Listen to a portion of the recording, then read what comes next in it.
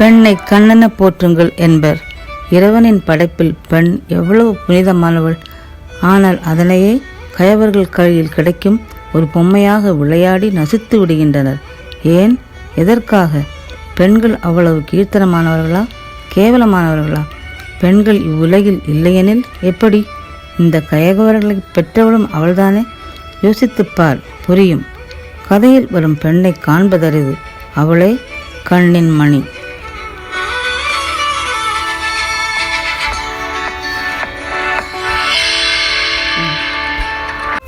ஒரு நாள் நல் காலை பொழுதில் ஒரு கையை இழந்தவனார் தன் மிதிவண்டியினை ஒய்யாரமாய் மிதித்தபடி அங்கும் இங்குமாய் சாய்ந்த வண்ணம் ஓட்டிக்கொண்டு தன் கிராமத்தை விட்டு கடந்து வந்து கொண்டிருக்கையில் அங்கே ஒரு தெருவின் உள்ளிருந்து அழுது கொண்டே வெளியே சாலையை நோக்கி ஓடி கடக்க முயன்ற சுமார் 14 வயது சிறுமியை தொடர்ந்து ஒரு நடுத்தர வயதான பெண் துரத்தி வருவதைக் கண்டு தன் மிதிவண்டியை நிறுத்தினான். ஒரு 19-20 வயதுள்ள மதிக்கத்தக்க சாமுவேல். என்ன பாப்பா என்று அச்சிறுமியை தாங்கி பிடித்தான். இதை கண்ட தாய் ஸ்தானத்தில் உள்ள பெண் ஒருவள் ஓடி வந்தாள். வந்தவள் ஒளிந்து நின்று அந்த தம்பியை கவனித்தாள். ஒருவேளை தன் மகளை இவன் காப்பாற்றுவானோ என நினைத்து திரும்ப தன் வீட்டிற்கே சென்றாள். மீண்டும் திருமணைக்கு ஓடி வந்தவள் அந்த தம்பியின் செயல்களை பார்த்து வியந்தாள். தன் மகள் காப்பாற்றப்பட்டு விட்டாள் என மனதில் நினைத்து அவ்விடத்தை விட்டு சென்றாள். துடித்த அச்சிறுமி கரைப்படிந்த தன் ஆடையை மறைத்த வண்ணம் தன்னை தாங்கி பிடித்த அந்த சகோதரனை, அண்ணா, எனக்கு உதவி பண்ணுங்கள் என்றாள். சில நாட்களுக்கு முன்புதான் தன் சகோதரியை இழந்த அவன் தங்கையின் பாசத்தை மறுக்க இயலவில்லை.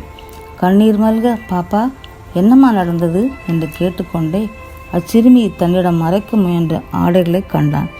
மனமுடைந்தான். வா பாப்பா, இங்கே ஓரமாக அமர்ந்து கொள் என கூறி அங்கே வந்த ஒரு வயது முதிர்ந்த தாயாரிடம், தங்கச்சியை பார்த்து கொள்ளுங்கள், நான் அவளுக்கு வேண்டியதெல்லாம் வாங்கி வருகிறேன் என்று சொல்லி வண்டியை மிதித்த வண்ணம் அருகாமையில் உள்ள துணிக்கடையில் நுழைந்தான்.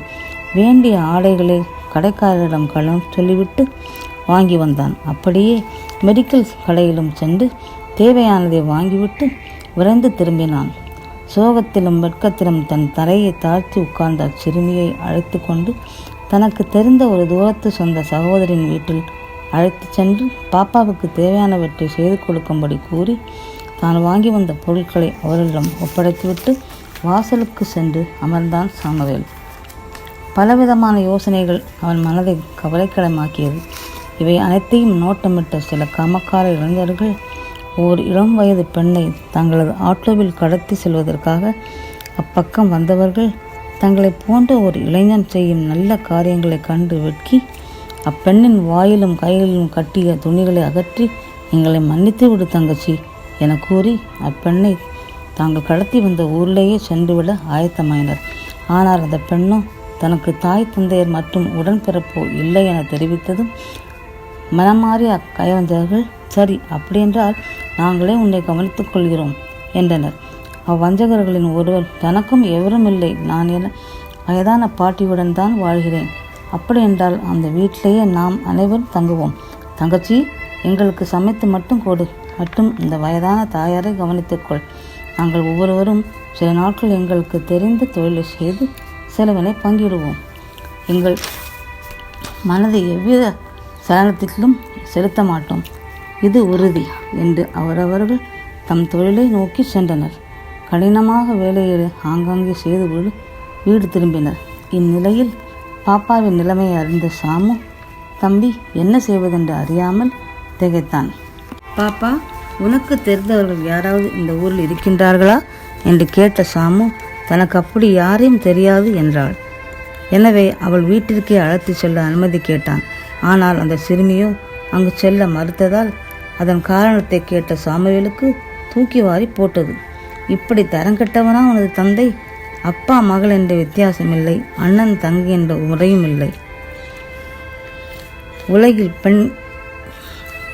பெண் பிள்ளைகளை பாதுகாப்பது என்று யோசிக்க ஆரம்பித்தவனுக்கு பல விளையாட்டு வீராங்கனைகளையும் பெண்களால் சாதிக்க முடியாதது ஒன்றுமில்லை என்பதையும் அவர்கள் சாதிக்க பிறந்தவர்கள் என்பதை ஒவ்வொரு வீட்டிற்கும் நாட்டிற்கும் உணர்த்தும் வண்ணம் ஏதாவது செய்ய வேண்டும் என்பதை ஆழ்ந்து சிந்தித்தான் சாமுவேல். அப்பா, தாய் போன்றும் சகோதரிகள் போன்றும் இருக்கும் பெண் பிள்ளைகளை துன்புறுத்த நாட்டில் கணக்கே இல்லை. இவையெல்லாம் என்றுதான் ஒரு முடிவுக்கு வரப்போகிறதோ என்று எண்ணும் தருவாயில் நாட்டில் உள்ள அனைத்து மத தலைவர்களும் பதவியில் இருக்கும் மந்திரிகளும் பெரும் புள்ளிகளும் இதற்கு விலக்கில்லை. வெளிநாடுகளில் அரங்கேறும் தண்டனைகளை போதாது, மனிதன் மனிதனாக வாழ கற்றுக்கொள்ள வேண்டும். பல யோசனைகளுக்கு மத்தியில் சாமுவேல் தன்னை தயார்படுத்தி கொண்டு நாட்டில் சில உதவும் கரங்களை நாடினான். அவர்களிடம் பல ஆலோசனைகளை பகிர்ந்து கொண்டான். சில காரியங்கள் நிறைவேறின. இருந்த போதும் அயராது சென்றான். குறிப்பாக ஆண் பிள்ளைகளுக்கும் அதில் சிறு வயதானோர் ஊனமுற்றோர் என பாராமல் பல தொழில்களை கற்றுக் கொடுக்குமாறு வழிவகுத்தான். அதேபோல் பெண்கள் சிறுமிகள் முதல் இளம் பெண்கள் வயது முதிர்ந்தவர்கள் என அவர்களையும் பல தொழில்களில் ஈடுபடுத்தி தங்களை பாதுகாத்து கொள்ளும் வண்ணம் அனைத்து முயற்சிகளையும் பல பேர்களின் உதவியுடன் சேர்ந்து செய்ய துணிந்தான் சாமுவேல்.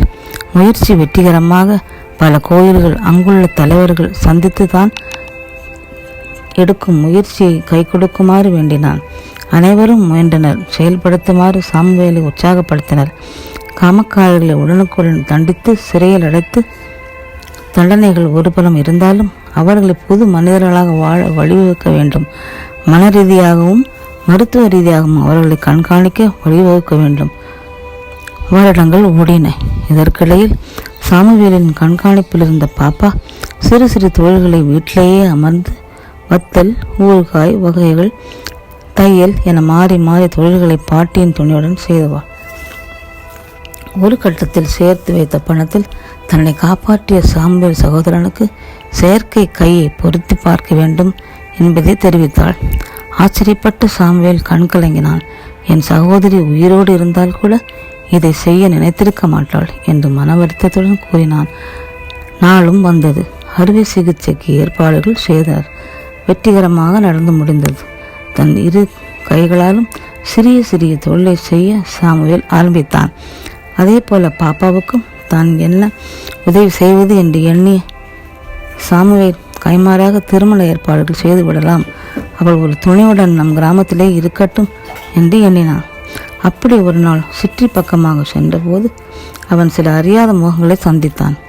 ஆனால் அவர்களோ சாமுவே எங்கோ பார்த்ததாகவும் எப்படி இவனுக்கு 2 கைகளும் வந்தன என்று ஒவ்வொன்றாக கேட்டதும் அந்த அறியாத நண்பர்களும் தன் கதையை சொன்னான். வியந்து போனார்கள். அண்ணா, அன்று நாங்களும் ஒரு பெண்ணை கடத்தி வந்த போது உங்கள் செயல்களை கண்டு மனம் திரும்பி அந்த தங்கச்சியை எங்கள் பாட்டி வீட்டில் விட்டு வைத்து பத்திரமாக பார்த்து கொள்கிறோம். அவளுக்கும் யாரும் இல்லை. ஆதலால் நாங்கள் தினமும் சம்பாதித்து செலவை பங்கிட்டு அந்த சகோதரியையும் பாட்டியையும் பார்த்து வருகிறோம். இந்த நால்வரில் யாரை பாப்பாவுக்கு தேர்ந்தெடுப்பது என்று எண்ணிக்கொண்டு இருக்கும் வேளையில் அவனது எண்ணங்களை திசை திருப்புமாறு ஒருவன் கூறினான்.